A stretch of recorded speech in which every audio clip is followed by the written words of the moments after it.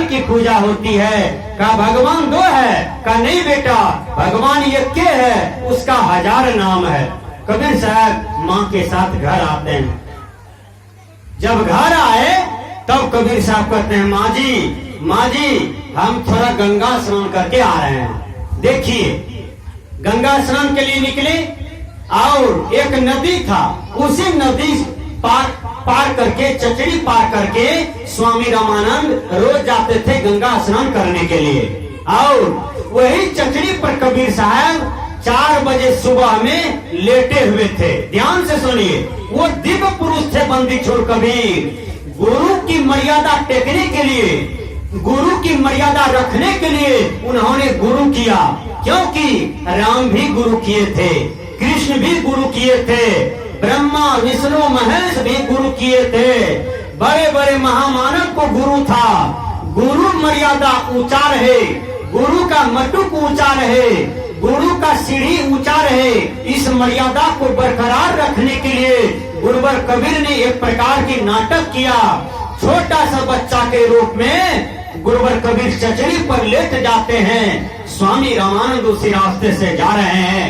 रामानंद स्वामी को दिखाई नहीं पड़ा और उसको कबीर साहब के देह पर पांव दे दिए। और छोटा सा बच्चा था, बच्चा जोर जोर से रोने लगा। चोट लगी, बच्चा रोने लगा। जब रोता है तो रामानंद स्वामी जी कहते हैं, उठो बच्चा उठो, उठो बच्चा उठो, उठो बच्चा उठो, राम राम बोलो, राम राम बोलो, राम राम बोलो। क्योंकि उस समय शूद्र को दीक्षा नहीं दिया जाता था। ठीक से सुनिए, फारवटों का राज था, ब्राह्मणों का राज था, ब्राह्मणों का बोलबाला था, पंडितों का बोलबाला था, काजियों का बोलबाला था, बुद्धिजीवियों का बोलबाला था। क्षत्रिय का नहीं चलता था, वैश्य का नहीं चलता था। और शूद्र को बिल्कुल लात के अंदर में, जमीन के तौर में उसको हमेशा रखते थे। भर दिन खटाते थे तो एक शाम उसको बसिया भात खाने के लिए देते थे। ये जमाना था 656 के पहले। विचार कीजिए, गुरुवर कबीर आज से 600-700 वर्ष पहले आए। उस समय इतनी बड़ी जातिवाद जकरा हुआ था कि कहा नहीं जा सकता था।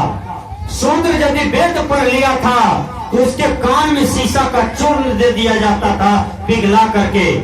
सुन भी लिया था, वेद तो पढ़ने का अधिकार ही नहीं था। शूद्र को यदि कलेजा, शूद्र यदि सीना उठा करके, माथा उठा करके राह दे करके चला जाता तो उसको कोड़ा से पीटा जाता। तूने माथा गर्दन उठा करके क्यों चला? विचार कीजिए। क्योंकि उस समय पंडितों का बोलबाला था, लेकिन कबीर साहब ललकारे, फटकारे। कबीर साहब ने सबको डांटा। कबीर साहब ने कहा, एक त्वचा हार मलमूत्रा, एक रुधिर एक बूंदा, एक बूंद से सृष्टि रचो है, को ब्राह्मण को शूद्रा।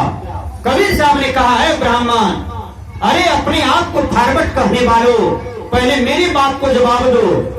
तुम भी उसी रास्ते से आए हो जिस रास्ते से शूद्र आया है। तुम भी वही अन्न खाते हो जो अन्न शूद्र खाता है। तुम भी वही पानी पीते हो जो पानी शूद्र पीता है। तुम भी माँ के एक ही घाट से आए हो जिस घाट से शूद्र आया है। तो तुम कैसे पूज्य हो? तुम कैसे फारवर्ड हो? तुम कैसे माथा उठा करके चलने वाले हो और शूद्र नहीं चलने वाला है? शूद्र शिक्षा दीक्षा का अधिकारी नहीं है। ये ज्ञान तुमको किसने दिया? कबीर साहब ने ललकारा, फटकारा। कबीर साहब ने कहा, जो तू ब्राह्मण ब्राह्मणी को जाया और राह द्वारे काहे आया। यदि अपने आप को श्रेष्ठ ब्राह्मण कहते हो तो और रास्ते से क्यों नहीं आए? तुम माँ के रास्ते से क्यों आया? जिस रास्ते से शूद्र आया उस रास्ते से तुम ब्राह्मण होकर के क्यों आया? कबीर साहब ने ललकारे, फटकारे और सही राह दिखाए। जो तू तुरुक ने क्यों जाया, पेटही काहे ने सुत की सुनती कराया। यदि तुम अपने आप को सच्चा मुसलमान कहते हो तो बोलो, मैं निवेदन करता हूँ, बोलो कि तुमको खुदा मियाँ सुन्नति करा करके काहे ने भेज दिया दुनिया में। तुम सुन्नति यहाँ कराते हो, टीक यहाँ पर रखते हो, हिंदू यहाँ पर बनते हो और मुसलमान वाला कपड़ा ढांचा यहाँ पर तैयार करते हो। कोई खुदा परमात्मा तैयार नहीं करता है। इसलिए सदगुरु कबीर की दृष्टि में सब इंसान है, सब मानव है। कोई बड़ा नहीं, कोई छोटा नहीं, कोई बैकवर्ड नहीं, कोई फॉरवर्ड नहीं। कबीर साहब ने कहा जिसका कर्म ऊंचा है वो बड़ा है, जिसका कर्म घटिया है वो शूद्र है, चाहे वो कोई भी जाति का क्यों नहीं हो। विचार कीजिएगा, कर्म से बड़ा होता है और कर्म से व्यक्ति छोटा होता है। संस्कृत के विद्वान ने कहा कर्मशील गुणा पूज्य स्थता जाति कुलन ही न जात्या न कुलनेव श्रेष्ठम प्रतिपद्धते। कर्मशील गुण से मनुष्य पूजनीय होता है, बल्कि जात पात से नहीं। ध्यान से सुनिए, छुआछूत कबीर साहब जब मिटाते हैं तो देखिए कबीर साहब क्या कहते हैं। आपके बगल अगल में डोम है, डोम, ध्यान से सुनिएगा। डोम कुल में पैदा लेने वाले हमारे भीमराव अंबेडकर जी, चमार कुल में पैदा लेने वाले संत रविदास जी। आज रविदास जी का समुच्चा देश में पूजा हो रहा है और डॉक्टर अंबेडकर का चौक मिलता है, चौराहे पर उसका मूर्ति मिलता है और हर जगह उसका कैलेंडर मिलता है। तो गुण का पूजा होता है, कर्म का पूजा होता है। इसलिए किसी की देह में छोटा बड़ा जाति लिखा हुआ नहीं है, संप्रदाय लिखा हुआ नहीं है। यही बोध गुरुवर कबीर इस अवनी तल पर कराने आए, यही भ्रम को मिटाने आए, यही संशय को मिटाने कबीर साहब जी आए थे।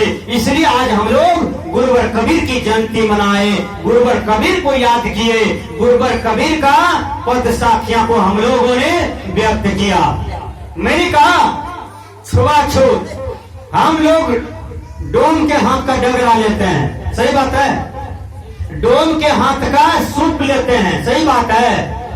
अच्छा एक बात, जब डोम के हाथ का डगरा लिए, सूप लिए, बेनी लिए, पंखा लिए, तो सूप तो छठ मैया को चढ़ाते हैं, तो छठ मैया भी छुआ गया कि नहीं? काहे डोम के हाथ से सूप लिए? बोलिए, अरे जवाब दीजिए। अरे उसको तो डोम छुआ है ना। जब डोम से छूत मानते हैं तो डगरा, बेनी, सूप, टोकरी, टोकरा तो डोमे बनाते हैं। क्यों उनसे लेते हैं आप? विचार कीजिए। आप कहते हैं हाँ डोमा से छूत मानेंगे क्योंकि डोमा सुगर पालता।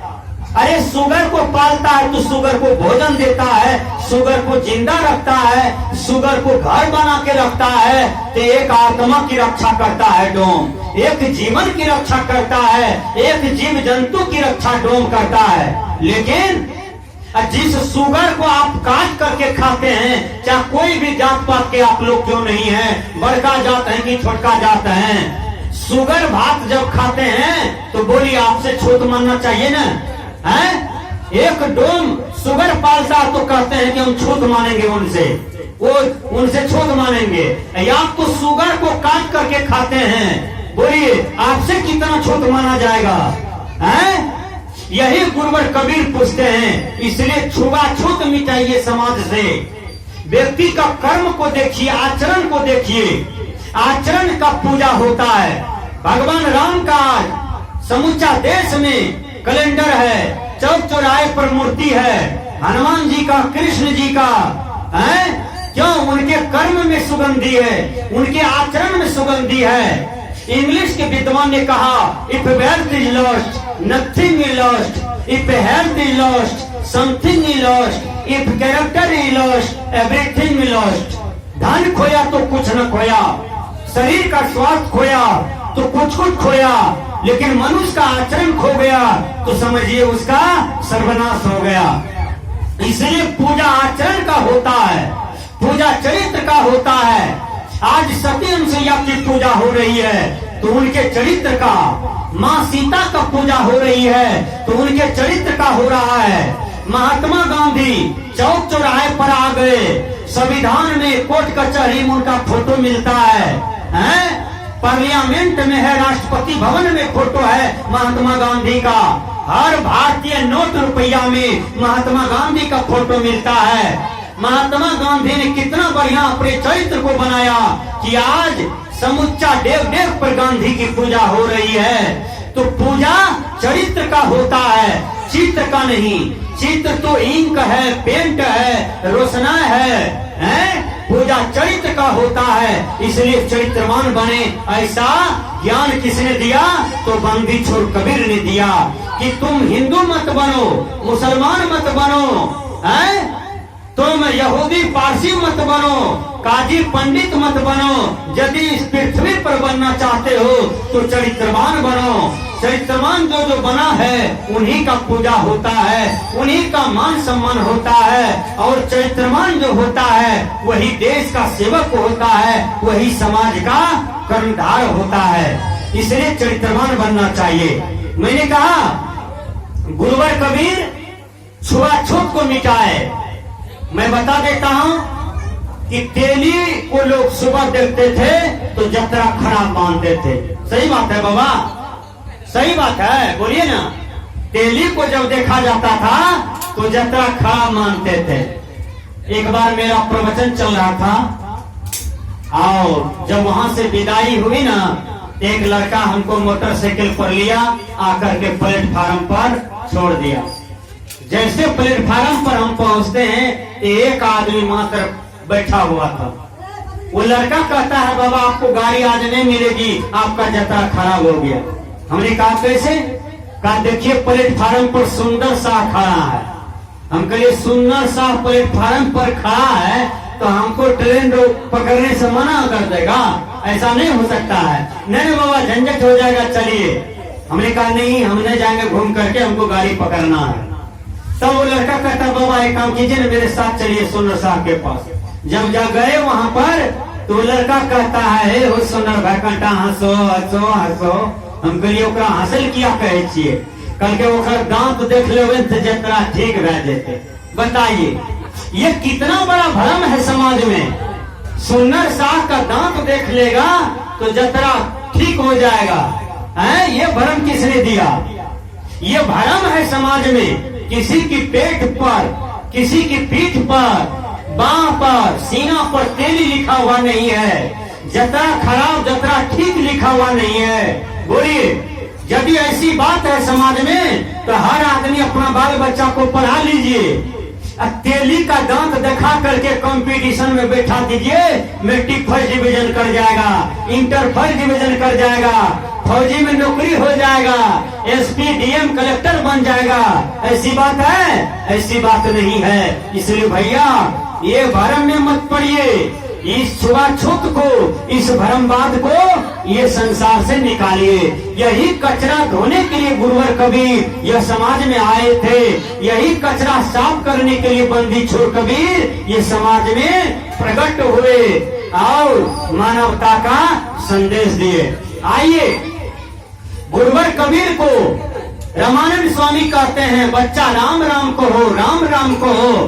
तो रामानंद स्वामी कबीर साहब के गुरु हो गए, माने जाते हैं।